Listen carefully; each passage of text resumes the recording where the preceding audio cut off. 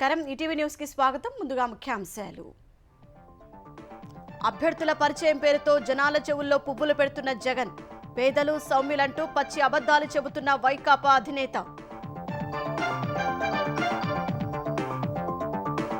జగన్ పాలనలో సహజ వనరుల దోపిడీ ధరల బాదుడన్న చంద్రబాబు అధికారంలోకి రాగానే ఉచిత ఇసుక విధానం తెస్తామని పునరుద్ఘాటన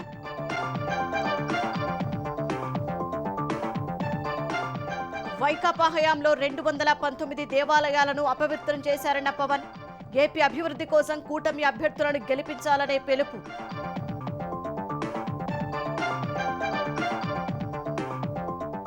ఢిల్లీలో నేడు కాంగ్రెస్ కేంద్ర ఎన్నికల కమిటీ సమావేశం తెలంగాణలో మిగిలిన 4 ఎంపీ స్థానాలకు అభ్యర్థులను ఖరారు చేసే అవకాశం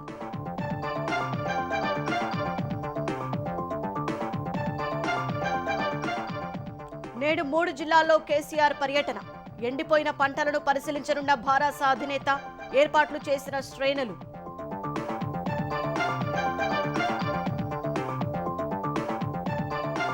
రాజ్యాంగం ప్రజాస్వామ్య పరిరక్షణ లక్ష్యంగా ఢిల్లీలో నేడు ఇండియా కూటమి ర్యాలీ వ్యక్తి కన్నా వ్యవస్థల రక్షణే లక్ష్యమని కాంగ్రెస్ స్పష్టీకరణ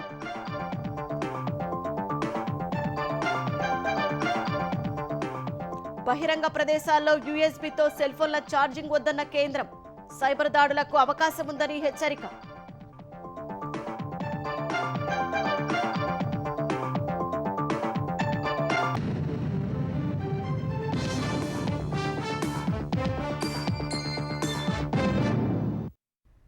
ప్రజలకు ఎన్ని అబద్ధాలు చెప్పినా నమ్మేస్తారన్న భ్రమలో ఉంటారో ఏమో కానీ సీఎం జగన్ నోరు తెరిచారంటే అన్ని అసత్యాలే బయటకు వస్తున్నాయి.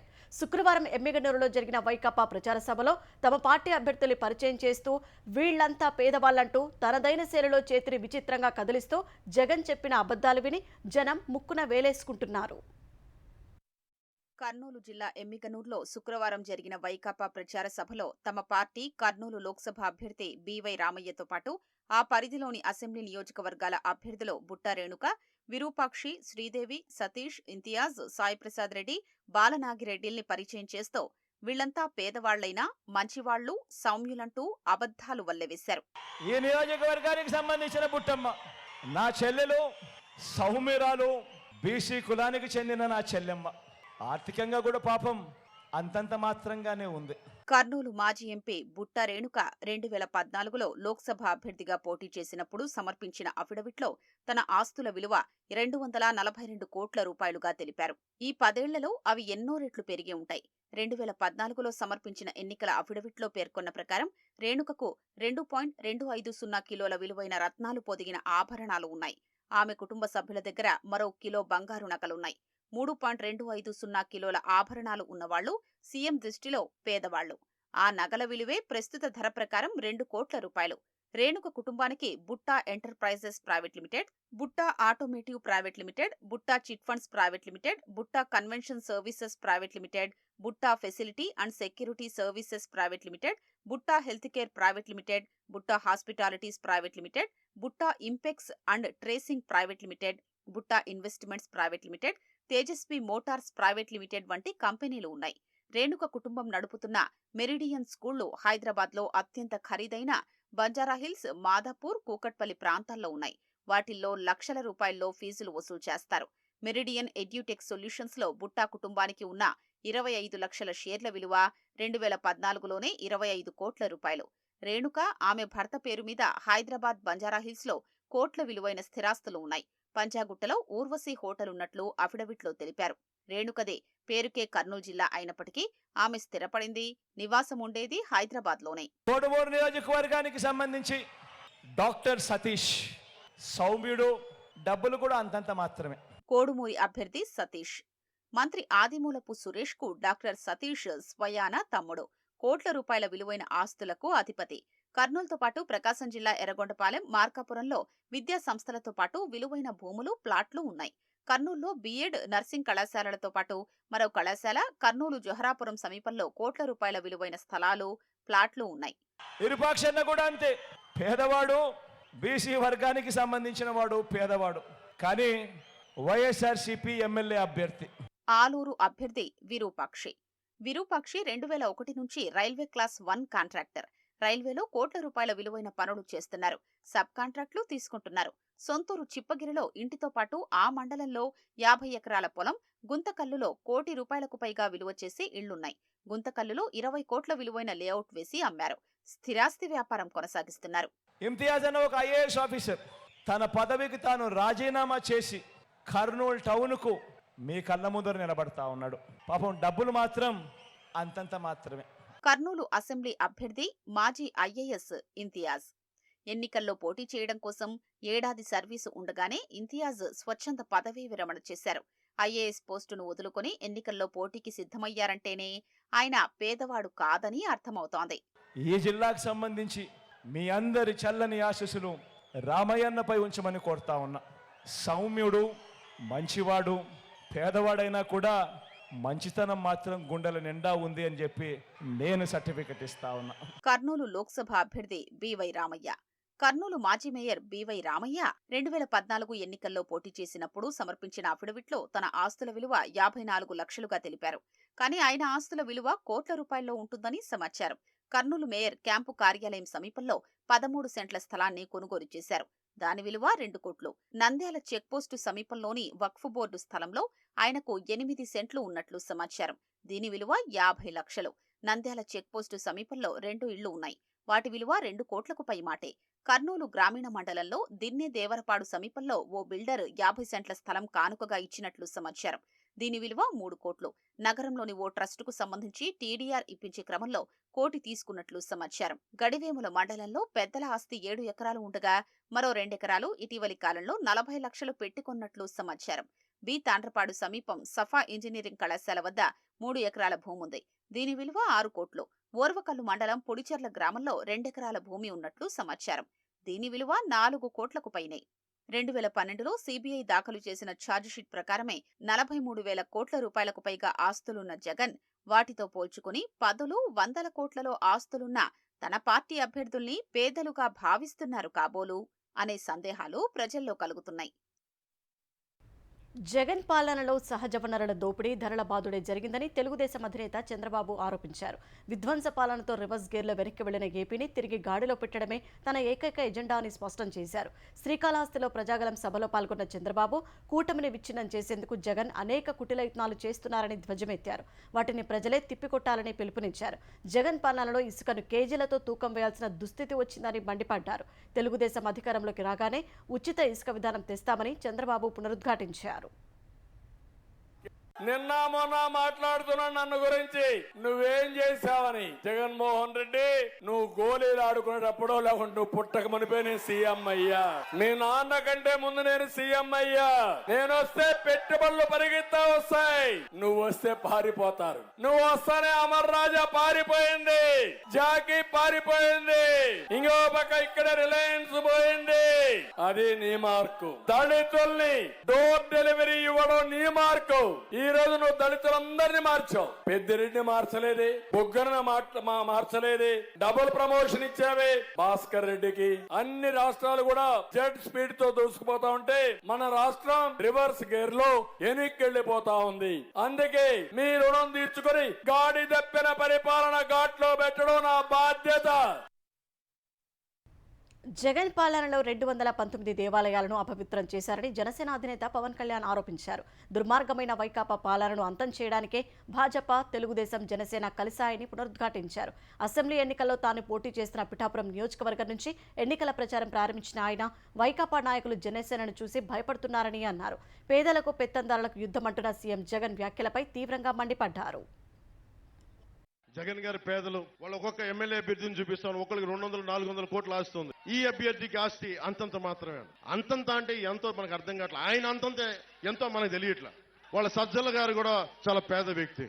వాళ్ళ మిథున్ రెడ్డి గారు ఈ రోజున 60 నియోజకవర్గాల్లో అడ్డగోలుగా దోచేసిన ఆస్తిని ఈ రోజున ఎలక్షన్లు ఖర్చు పెడతా ఉన్నారు. 20,000 కోట్ల దోచేసిన జగన్ గారు కూడా చాలా పేదవాడు. మనమే పెద్దదాను. 600 కోట్ల రూపాయలు సిద్ధం బోర్డులకే ఖర్చు పెట్టిన జగన్ గారు కూడా నిజంగా పేదవాడు. మనకు తీరాల్లో మన గ్రామాల్లో ఉన్న ఇసుకని, మట్టిని దోచేసిన జేపీ వెంచర్స్ కూడా జగన్ గారి బినామీ కంపెనీలు, అవి కూడా పేద కంపెనీలే. ఎమ్మెల్యే కూడా లేని నేను పెత్తందారంట. మీ అందరినీ చూసి అది నా ధనం అనుకుంటున్నాడేమో. ప్రజాధనం ధనం అయితే నేను ధనవంతుడే. తెలుగుదేశం జాతీయ ప్రధాన కార్యదర్శి నారా లోకేష్ కు కేంద్ర హోం మంత్రిత్వ శాఖ జెడ్ కేటగిరీ భద్రత కల్పించింది. సిఆర్పీఎఫ్ బలగాలతో జెడ్ కేటగిరీ సెక్యూరిటీని కల్పిస్తున్నట్లు హోంశాఖ ఉత్తర్వుల్లో పేర్కొంది. అక్టోబర్ 2016న ఏఓబీ ఎన్కౌంటర్ తర్వాత లోకేష్ కు జెడ్ కేటగిరీ భద్రత కల్పించాలని నాటి సెక్యూరిటీ రివ్యూ కమిటీ ప్రభుత్వానికి సిఫార్సు చేసింది. ఏపీలో వైకాపా ప్రభుత్వం అధికారంలోకి వచ్చిన వెంటనే సెక్యూరిటీ రివ్యూ కమిటీ సిఫార్సులను పక్కన పెట్టి లోకేష్ కు భద్రత తగ్గించింది. వై కేటగిరీ భద్రత మాత్రమే కల్పిస్తూ వచ్చింది. ఈ క్రమంలో తగిన భద్రత కల్పించాలంటూ 14 సార్లు కేంద్ర రాష్ట్ర ప్రభుత్వాలు గవర్నర్కు లోకేష్ భద్రతా సిబ్బంది లేఖలు రాశారు. యువగలం పాదయాత్రలో లోకేష్ లక్ష్యంగా అనేకసార్లు జరిగిన వైకాపా ప్రేరేపిత దాడులను కేంద్రం దృష్టికి తీసుకెళ్లారు. గతంలో మావోయిస్టు హెచ్చరికలు, భద్రతా పరంగా ఉన్న నిఘా వర్గాల సమాచారాన్ని కూడా పరిశీలించిన కేంద్రం తాజాగా జెడ్ కేటగిరీ భద్రత కల్పించింది. కాంగ్రెస్ కేంద్ర ఎన్నికల కమిటీ సమావేశంలో పాల్గొనేందుకు సీఎం రేవంత్ రెడ్డి, ఉప ముఖ్యమంత్రి భట్టి విక్రమార్క ఇవాళ ఢిల్లీ వెళ్లనున్నారు. సాయంత్రం ఢిల్లీలో జరగనున్న సమావేశంలో పాల్గొనేందుకు వీరిద్దరితో పాటు తెలంగాణ వ్యవహారాల ఇన్ఛార్జి దీపాదాస్ మున్షి, మంత్రి ఉత్తమ్ కుమార్ రెడ్డి, ఏఐసీసీ ఇన్ఛార్జి కార్యదర్శి రోహిత్ చౌదరిలు కూడా వెళ్తారని పార్టీ వర్గాలు తెలిపాయి. ఇప్పటికే తెలంగాణలోని 17 లోక్సభ నియోజకవర్గాల్లో 13 స్థానాలకు అభ్యర్థుల ప్రకటన పూర్తి కాగా మిగిలిన 4 స్థానాల అభ్యర్థుల ఎంపికపై తుది నిర్ణయం తీసుకునేందుకు స్క్రీనింగ్ కమిటీ 2 రోజుల పాటు హైదరాబాద్లో సమావేశమై కసరత్తు చేసింది. Screening committee chairman Harish Chaudhary అధ్యక్షతన జరిగిన సమావేశంలో 4 నియోజకవర్గాలకు చెందిన ముఖ్యులను సంప్రదించి ఏకాభిప్రాయం తీసుకొచ్చే ప్రయత్నం చేశారు. ఇవాళ కేంద్ర సీఈసీ సమావేశానికి స్క్రీనింగ్ కమిటీ నివేదికతో పాటు సునీల్ కనుగోలు నిర్వహించిన సర్వే నివేదికల ఆధారంగా చర్చిస్తారని పార్టీ వర్గాలు వెల్లడించాయి. భారాస సీనియర్ నేత కె కేశవరావు కాంగ్రెస్ పార్టీలో చేరుతారని ప్రకటించిన నేపథ్యంలో సీఎం రేవంత్ రెడ్డి స్వయంగా ఆయన నివాసంలో మర్యాదపూర్వకంగా కలిశారు. ముఖ్యమంత్రికి కేకే, ఆయన కుమార్తె జీహెచ్ఎంసీ మేయర్ గద్వాల విజయలక్ష్మి సాదర స్వాగతం పలికారు. అనంతరం వాటి కుటుంబ సభ్యులతో కలిసి సీఎం రేవంత్ రెడ్డి భోజనం చేశారు. మంత్రులు పొన్నం ప్రభాకర్, తుమ్మల నాగేశ్వరరావు, కొండా సురేఖతో పాటు మాజీ మంత్రులు జానారెడ్డి, గీతారెడ్డి తదితరులు రేవంత్ రెడ్డి వెంట వచ్చారు. కాంగ్రెస్ పార్టీ కేకేకి స్వాగతం పలుకుతోందని సీఎం రేవంత్ రెడ్డి వ్యాఖ్యానించగా ఆ పార్టీతో ఉన్న 52 ఏళ్ల అనుబంధాన్ని కేకే గుర్తు చేసుకున్నారు. భారత రాజ్యాంగం ప్రజాస్వామ్య పరిరక్షణే ప్రధాన ధ్యేయంగా విపక్ష ఇండియా కూటమి నేతృత్వంలో నేడు లోక్తంత్ర బచావో ర్యాలీని చేపట్టనున్నట్లు కాంగ్రెస్ పార్టీ వెల్లడించింది. ఢిల్లీ సీఎం ఆమ్ ఆద్మీ పార్టీ జాతీయ కన్వీనర్ కేజ్రీవాల్ను ఈడీ అరెస్టు చేసిన నేపథ్యంలో ఇండియా కూటమి ఢిల్లీలోని రామ్లీలా మైదానంలో నేడు భారీ సభ నిర్వహించనున్నట్లు పేర్కొంది. ఈ కార్యక్రమం ఏ ఒక్క వ్యక్తి కోసమో కాదని ప్రజాస్వామ్యాన్ని రక్షించడానికని స్పష్టం చేసింది. కేజ్రీవాల్ అరెస్టుకు నిరసనగానే ఈ సభ జరుగుతోందని ఆ ప్రచారం చేస్తున్న వేళ హస్తం పార్టీ ఈ ప్రకటన చేయడం చర్చనీయాంశంగా మారింది. కేంద్రంలో భాజపా ప్రభుత్వ శాఖ ముగిసిపోయిందనే సందేశాన్ని ప్రధాని మోదీ నివాసానికి ఇండియా కూటమి గట్టిగా వినిపించనుందని కాంగ్రెస్ పార్టీ సీనియర్ నేత జయరాం రమేష్ మీడియా సమావేశంలో తెలిపారు. ఏఐసీసీ అధ్యక్షుడు మల్లికార్జున ఖర్గే, సీనియర్ నేత రాహుల్ గాంధీతో పాటు ఇండియా కూటమి నేతలు భగవంత్ మాన్, అఖిలేష్ యాదవ్, తేజస్వి యాదవ్, ఫరూక్ అబ్దుల్లా తదితరులు ఈ సభకు హాజరవుతారని చెప్పారు. కాంగ్రెస్ అగ్రనేత సోనియా గాంధీ, కేజ్రీవాల్ సతీమణి సునీత కేజ్రీవాల్, కల్పనా సోరెన్ కూడా సభలో పాల్గొననున్నట్లు సమాచారం. ఆదాయ పన్ను శాఖ నుంచి మరో 2 నోటీసులు అందాయని కాంగ్రెస్ పార్టీ తెలిపింది. 1823 కోట్ల పెనాల్టీ చెల్లించాలని శుక్రవారం నోటీసులు పంపిన ఐటీ శాఖ అదే రోజు రాత్రి మరో 2 నోటీసులు ఇచ్చినట్లు కాంగ్రెస్ ప్రధాన కార్యదర్శి జయరాం రమేష్ తెలిపారు. 2017-18 నుంచి 2020-21 సంవత్సరాలకు సంబంధించి పెనాల్టీ, వడ్డీ కలిపి నోటీసులు పంపినట్లు చెప్పారు. ఇప్పటికే ఐటీ శాఖ విధించిన 200 కోట్ల రూపాయల పెనాల్టీ, బ్యాంకు ఖాతాలను స్తంభింపచేయడం వంటి చర్యలతో తమ పార్టీ నిధుల కొరత ఎదుర్కొంటున్నట్లు జయరాం రమేష్ తెలిపారు. ఇదివరకే ఈ విషయమై హైకోర్టును ఆశ్రయించినప్పటికీ అనుకూల ఫలితం రాకపోవడంతో సుప్రీంకోర్టును ఆశ్రయించాలని కాంగ్రెస్ భావిస్తోంది. సాగునీరు లేక ఎండిన పంట పొలాలను పరిశీలించి రైతుల ఇబ్బందులను తెలుసుకునేందుకు భారత అధినేత కేసీఆర్ ఇవాళ క్షేత్రస్థాయిలో పర్యటించనున్నారు. జనగామ, సూర్యాపేట, నల్గొండ జిల్లాలో పర్యటించి కర్షకులు ఎదుర్కొంటున్న కష్టాలను స్వయంగా పరిశీలించనున్నారు. తొలుత జనగామ జిల్లా దేవరుపల మండలం ధరావత్ తండాకు వెళ్లనున్న కేసీఆర్ ఎండిపోయిన పంటలను పరిశీలించి అక్కడి రైతులతో మాట్లాడనున్నారు. తర్వాత తుంగతుర్తి నియోజకవర్గంలోని వెలుగుపల్లి, అరవపల్లి మండలంలో ఎండిన పంటలను కేసీఆర్ పరిశీలిస్తారు. అనంతరం సూర్యాపేటకు చేరుకొని మీడియా సమావేశంలో పాల్గొంటారు. ఆ తర్వాత నల్గొండ జిల్లాలోని సాగర్ ఎడమకాల్వ ఆయకట్టు పరిధిలోని నెడమానూరు మండలంలో ఎండిపోయిన పంటలను పరిశీలిస్తారు. కేసీఆర్ పర్యటనను విజయవంతం చేసేందుకు భారత నేతలు విస్తృత ఏర్పాట్లు చేశారు. అటు కాంగ్రెస్ ప్రభుత్వ నిర్లక్ష్యం, సాగునీటి ప్రణాళిక లేకపోవడం వల్లే లక్షలాది ఎకరాల్లో పంటలు ఎండిపోయాయని మాజీ మంత్రి జగదీష్ రెడ్డి విమర్శించారు. దాదాపు 45-50 రోజులుగా రైతులు మొరబెట్టుకుంటున్నప్పటికీ అధికార పార్టీ ఉలుకు పలుకు లేదు.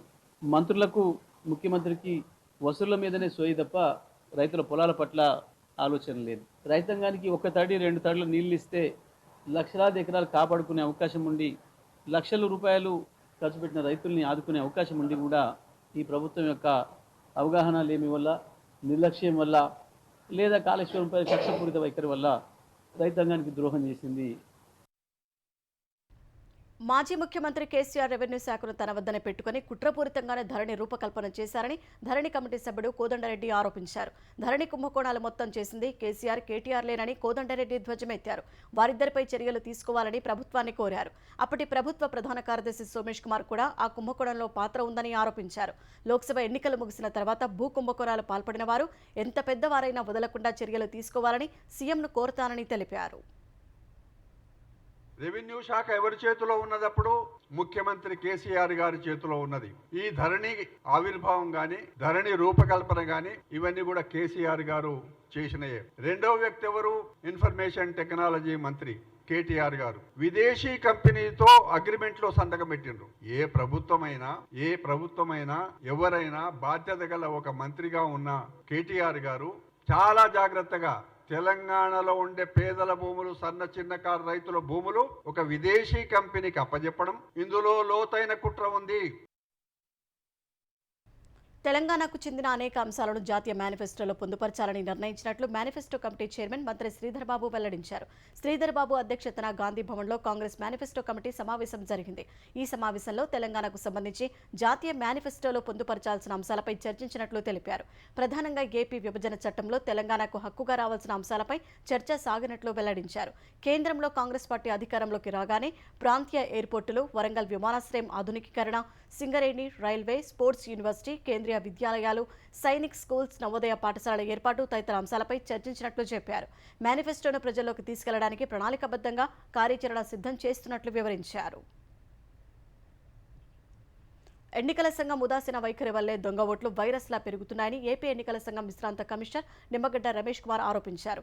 దినపత్రికల అసోసియేషన్ ఆధ్వర్యంలో హైదరాబాద్లో ఏర్పాటు చేసిన ఫ్రీ అండ్ ఫేర్ ఎలక్షన్స్ సదస్సులో రమేష్ కుమార్, మాజీ సీఎస్ ఎల్వి సుబ్రహ్మణ్యం తదితరులు పాల్గొన్నారు. ఎన్నికల క్షేత్రంలో పౌరుడి బాధ్యత కేవలం 20 నిమిషాలు మాత్రమేనని, ఆ తర్వాత గెలిచిన ఎమ్మెల్యే, ఎంపీలు ఏం చేస్తున్నారని నిమ్మగడ్డ ప్రశ్నించారు. దొంగ ఓట్ల వల్ల ప్రజాస్వామ్యం ప్రమాదంలో పడుతోందని ఆందోళన వ్యక్తం చేశారు. ఎన్నికల క్షేత్రంలో ఒక కొత్త వైరస్ అడుగుబడింది. 2022లో తిరుపతిలో పార్లమెంట్ బై ఎలక్షన్ జరిగింది. ఆ బై ఎలక్షన్ జరిగినప్పుడు పెద్ద మెజారిటీతో రావాలి అని చెప్పేసి అధికార పార్టీ భావించింది. దానికి కావలసిన సామధాన భేద దండోపాయాలన్నీ ఉపయోగించి అక్షరాల 35,000 దొంగ ఓట్లు అయ్యాయని చెప్పేసి ఎలక్షన్ కమిషన్ స్వయంగా గుర్తించింది. ప్రజాక్షేత్రంలో ప్రజా తీర్పుని తల్ల కింద చేసే ప్రయత్నాలు ఈ రోజు జరుగుతాయి ఏమోననే ఆందోళన సర్వత్రా వినిపిస్తున్న నేపథ్యంలో ఎలక్షన్ కమిషన్ ఉదాసీన వైఖరి తగునా? కార్గో సర్వీసులో తరలిస్తున్న వైకాపా ప్రచార సామాగ్రిని గుంటూరులోని ఎన్టీఆర్ బస్టాండ్లో ఫ్లయింగ్ స్క్వాడ్ అధికారులు స్వాధీనం చేసుకున్నారు. వైకాపా స్టిక్కర్లు, సీఎం జగన్ బొమ్మలతో ఉన్న 20 బస్తాల వైకాపా ప్రచార సామాగ్రిని అధికారులు సీజ్ చేశారు. నగరంలోని కార్గో లోడింగ్ షెడ్ నుంచి వైకాపా నేతలు తాయిలాలు తరలించడాన్ని గుర్తించిన తెలుగుదేశం నేతలు ఈసీకి ఫిర్యాదు చేశారు. వైకాపా ప్రచార సామాగ్రిని కార్గోకు బుక్ చేసిన వ్యక్తులను ఫ్లయింగ్ స్క్వాడ్ సిబ్బంది ప్రశ్నించారు. అన్ని అనుమతులతోనే తాడేపల్లి నుంచి అనంతపురం తీసుకెళ్తున్నట్లు అధికారులకు వివరణ ఇచ్చారు. ఆంధ్రప్రదేశ్లో సంచలనం రేపిన వైకాపా ప్రచార సామాగ్రి తాయిలాలు భారీగా వెలుగు చూసిన సంఘటనపై ఎట్టకేలకు పోలీసులు కేసులు నమోదు చేశారు. తిరుపతి జిల్లా రేణిగుంట మండలం రామకృష్ణాపురం సమీపంలోని 2 గోదాముల్లో వైకాపా ప్రచార సామాగ్రి, ఓటర్లను ప్రలోభపెట్టేందుకు కొనుగోలు చేసిన వస్తువులు పట్టుబడ్డాయి. ఈ నెల 26న గోదాముల నుంచి సామాగ్రిని తరలిస్తున్న వాహనాన్ని ఎన్నికల అధికారులు పట్టుకున్నారు. ఈ సంఘటనపై 3 రోజుల తర్వాత రేణిగుంట, గాజులమండ్యం పోలీస్ స్టేషన్లలో కేసులు నమోదయ్యాయి. అయితే వైకాపా ప్రచార సామాగ్రి పట్టుబడితే పోలీసులు మాత్రం పార్టీతో సంబంధం లేని వ్యక్తులపై కేసులు నమోదు చేశారు. రేణిగుంట పరిధిలో సామాగ్రి స్టాక్ ఇన్ఛార్జి సుమన్, కాపలాదారులు అనిల్, రమేష్ రెడ్డిలపై పోలీసులు కేసు నమోదు చేశారు. గాజుల మండ్యం పరిధిలో వీరి ముగ్గురితో పాటు గోదాముల నిర్వాహకుడు రవికుమార్పై కేసు నమోదైంది. అధికార పార్టీ ప్రచార సామాగ్రితో పాటు ఓటర్లను ప్రలోభాలకు గురిచేసే వస్తువులు లభ్యమైన వైకాపా నేతలను కేసులో చేర్చకపోవడంపై విమర్శలు వ్యక్తమవుతున్నాయి. హైదరాబాద్లో తెలుగుదేశం జాతీయ ప్రధాన కార్యదర్శి నారా లోకేష్ను భాజపా నేత సుజనా చౌదరి మర్యాదపూర్వకంగా కలిశారు. సార్వత్రిక ఎన్నికల్లో విజయవాడ పశ్చిమ నుంచి భాజపా తరపున పోటీ చేస్తున్న సుజనా చౌదరి లోకేష్ను కలిశారు. పొత్తులో భాగంగా తెలుగుదేశం, జనసేన, భాజపా ఈసారి కలిసి పోటీ చేస్తున్నందున లోకేష్ను కలిశారు. విజయవాడ పశ్చిమ అసెంబ్లీ నియోజకవర్గ పరిస్థితులపై లోకేష్తో సుజనా చౌదరి చర్చించినట్టు తెలుస్తోంది. 2018 వరకు తెలుగుదేశం పార్టీలో కీలక నేతగా ఉన్న సుజనా ఆ తర్వాత పార్టీని వీడి భాజపాలో చేరారు.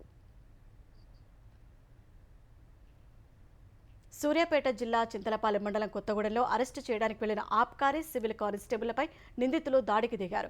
బెళ్లం కేసులో నిందితులుగా ఉన్న గుగులోతు తులసిరాం, భూక్యా సరస్వతిని పోలీస్ స్టేషన్కి తీసుకువెళ్లడానికి 2 కానిస్టేబుళ్లు వెళ్లగా వారి చొక్కా చింపి వాహనంపై రాళ్లతో దాడి చేశారు. ఈ దాడిలో అధికారి నాగ రమేష్కు గాయాలవగా వాహనమద్దాలు ధ్వంసమయ్యాయి. రమేష్ను స్థానిక ఆసుపత్రికి తరలించి చికిత్స అందిస్తున్నారు. గతంలో నిందితులు 2 కొన్ని రోజులు జైల్లో ఉన్నట్లు తెలిపిన చింతలపాలెం పోలీసులు కేసు నమోదు చేసి దర్యాప్తు చేస్తున్నట్లు తెలిపారు. ఆస్తి పన్ను చెల్లింపు గడువు నేటితో ముగియనున్నందున జీహెచ్ఎంసీ పరిధిలో ప్రజలు వన్ టైం సర్వీస్ ఓటీఎస్ను సద్వినియోగం చేసుకోవాలని కమిషనర్ రొనాల్డ్ రాస్ కోరారు. ఇవాళ అర్ధరాత్రి 12 గంటలలోపు తమ ఆస్తి పన్ను చెల్లించి వడ్డీపై 90% రాయితీ పొందవచ్చునని తెలిపారు. బీఎస్ఎన్ఎల్ కంపెనీ తమ 140 ప్రాపర్టీలకు సంబంధించి 13,1,15,464 రూపాయల బకాయిలు ఆన్లైన్లో చెల్లించినట్లు కమిషనర్ వెల్లడించారు. బకాయిల చెల్లింపునకు ఇవాళ ఆఖరు కావడంతో మై జీహెచ్ఎంసీ యాప్ సర్కిల్ కార్యాలయంలోని citizen service centre, Mee Seva సెంటర్లలో చెల్లించవచ్చని తెలిపారు. బకాయిలు చెల్లించడం ద్వారా ప్రజలు నగర అభివృద్ధికి సహకరించిన వారవుతారని కమిషనర్ రొనాల్డ్ రాస్ అన్నారు. బహిరంగ ప్రదేశాల్లోని యూఎస్బీ ఛార్జింగ్ పాయింట్ల సాయంతో మొబైల్ ఫోన్ల ఛార్జింగ్ చేయొద్దని కేంద్రం హెచ్చరించింది. బస్టాండ్లు, విమానాశ్రయాలు, రైల్వే స్టేషన్ల వంటి బహిరంగ ప్రదేశాల్లో ఏర్పాటు చేసిన యూఎస్బీ ఛార్జింగ్ స్టేషన్లను ఆసరాగా చేసుకుని కొందరు నేరగాళ్లు సైబర్ దాడులకు పాల్పడుతున్నారని కేంద్రం తరపున కంప్యూటర్ అత్యవసర స్పందన బృందం సిఈఆర్టీ ఇన్ హెచ్చరిక జారీ చేసింది. వినియోగదారుల వ్యక్తిగత డేటాను దొంగిలించడానికి లేదా వారి పరికరాల్లో మాల్వేర్ను జొప్పించడానికి ఛార్జింగ్ స్పోర్ట్స్ను సైబర్ నేరగాళ్లు ఉపయోగించుకుంటున్నారని తెలిపింది. ఈ తరహా దాడులనే జ్యూస్ జాకింగ్ అంటారని, వీటితో జాగ్రత్త వహించాలని సిఈఆర్టీ సూచించింది. ఇకపై బయటకు వెళ్లినప్పుడు ఎలక్ట్రిక్ వాల్ అవుట్లెట్లను మాత్రమే ఎంచుకోవాలని లేదా కేబుల్స్, పవర్ బ్యాంకులను తమతో తీసుకెళ్లాలని తెలిపింది. సైబర్ దాడి జరిగితే వెంటనే తమకు ఫిర్యాదు చేయాలని కోరింది. కాలేజీ విద్యార్థి బ్యాంకు ఖాతా నుంచి ఏకంగా 46 కోట్ల రూపాయల లావాదేవీలు జరిగిన ఘటన మధ్యప్రదేశ్లోని గ్వాలియర్లో వెలుగు చూసింది. ఫలితంగా ఆదాయపు పన్ను అధికారులు ప్రమోద్ కుమార్ దండోటియా అనే 25 ఏళ్ల ఆ కుర్రాడికి భారీగానే పన్ను చెల్లించాలని నోటీసులు పంపారు. కంగుతిన్న ఆ విద్యార్థి వెంటనే పోలీసులను ఆశ్రయించాడు. అతడి పాన్ కార్డు దుర్వినియోగం అవడం వల్లే ఈ పరిస్థితి వచ్చినట్లు అధికారులు తెలిపారు. ప్రమోద్ పాన్ కార్డుతో ముంబై, ఢిల్లీ కేంద్రంగా పనిచేసే ఓ సంస్థ రిజిస్టర్ అయి ఉందని వివరించారు. ఆ కంపెనీ 46 కోట్ల లావాదేవీలు జరిపినట్లు నిర్ధారించారు. అయితే ఆ కంపెనీ గురించి తనకు ఏమాత్రం తెలియదని, లావాదేవీలతో ఎలాంటి సంబంధం లేదని ప్రమోద్ పేర్కొన్నాడు. బాధితుడి ఫిర్యాదు మేరకు కేసు నమోదు చేసుకున్న పోలీసులు దర్యాప్తు చేస్తున్నారు. లోక్సభ ఎన్నికల కోసం 11 మంది అభ్యర్థులతో కూడిన 8వ జాబితాను భాజపా విడుదల చేసింది. పంజాబ్లో 6, ఒడిశా 3, పశ్చిమ బెంగాల్లోని 2 లోక్సభ స్థానాలకు కలిపి మొత్తం 11 మంది అభ్యర్థులతో కూడిన 8వ జాబితాను విడుదల చేసింది. తాజా జాబితాలో ఇటీవల కాంగ్రెస్ నుంచి భాజపాలో చేరిన పంజాబ్ మాజీ ముఖ్యమంత్రి భార్య ప్రణీత్ కౌర్కు పటియాలా స్థానాన్ని ఖరారు చేసింది. పంజాబ్ మరో మాజీ ముఖ్యమంత్రి బియాంత్ సింగ్ మనవడు రౌనిత్ సింగ్ బిట్టును లుధియానా నుంచి బరిలో దింపింది. గురుదాస్పూర్ స్థానం నుంచి సినీ నటుడు సన్నీ దేవోళ్లు తప్పించి మాజీ ఎమ్మెల్యే ఠాకూర్ దినేష్ సింగ్ బబ్బును రంగంలోకి దింపింది. అమృత్సర్ లోక్సభ స్థానం నుంచి అమెరికాలో భారత రాయబారిగా పనిచేసిన తరణ్జీత్ సింగ్ సంధూను నిలిపింది. బిజదాలోంచి భాజపాలో చేరిన ఒడిశా తొలి ముఖ్యమంత్రి హరేకృష్ణ మహతాబ్ తనయుడు భర్తృహరి మహతాబ్కు కటక్ స్థానాన్ని కట్టబెట్టింది. పశ్చిమ బెంగాల్లోని బీర్భూమ్ నుంచి మాజీ ఐపీఎస్ అధికారి దేశాశిస్ ధర్కు అవకాశం ఇచ్చింది. తాజా జాబితాతో కలిపి భాజపా ఇప్పటి వరకు మొత్తం 418 స్థానాలకు అభ్యర్థులను ప్రకటించింది. గాజాలో మానవ సంక్షోభంపై ఇటీవల కాలంలో పదే బహిరంగంగానే ఆందోళన వ్యక్తం చేస్తున్న అమెరికా అధ్యక్షుడు జో బైడెన్ ఇజ్రాయెల్కు మారణాయుధాలను సరఫరా చేయడం మాత్రం ఆపడం లేదు. తాజాగా భారీ స్థాయిలో బాంబులను, యుద్ధ విమానాలను ఇజ్రాయెల్కు అమెరికా బదిలీ చేసినట్లు అంతర్జాతీయ నివేదికలు వెల్లడిస్తున్నాయి. ఈ కొత్త ఆయుధ ప్యాకేజీలో శత్రు విధ్వంసకర MK-84 రకానికి చెందిన 2000 పౌండ్ల బరువున్న 1800 బాంబులు, MK-82 రకానికి చెందిన 500 పౌండ్ల బరువున్న 500 బాంబులు ఉన్నాయని వాషింగ్టన్ పోస్ట్ పత్రిక తెలిపింది. భారీ సంఖ్యలో జెట్ విమానాలు కూడా ఉన్నాయని రాసుకొచ్చింది. ఈ ఆయుధ ప్యాకేజీపై వైట్ హౌస్ ఇంకా స్పందించలేదు. అటు వాషింగ్టన్లోని ఇజ్రాయెల్ రాయబార కార్యాలయం కూడా ఎలాంటి వ్యాఖ్యలు చేయలేదు. ఏటా ఇజ్రాయెల్కు అమెరికా 30,000 కోట్ల రూపాయలకు పైగా ఆయుధాల సరఫరా చేస్తుంది.